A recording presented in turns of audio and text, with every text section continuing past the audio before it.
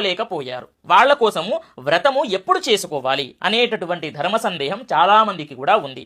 ఎప్పుడు చేసుకోవాలి అనేటటువంటిది చెప్తాను, జాగ్రత్తగా వినండి. ఇప్పుడు రాబోయే 28 ఆగస్టు 2026 శుక్రవారము నాడు పౌర్ణమి తిథి వస్తుంది. అదేవిధంగా శుక్రవారము కూడా వస్తుంది. ఎంతో అదృష్టం ఉండాలి ఆ రోజున చేసుకోవాలి అని అంటే.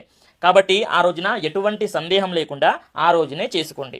ఇంకొకటి ఏంటి అని అంటే, ముహూర్తం ఎప్పుడు అంటే టైమింగ్స్ 4 గంటల నుండి ప్రారంభమయ్యి 7:30 వరకు ఎప్పుడైనా సరే చేసుకోవచ్చు.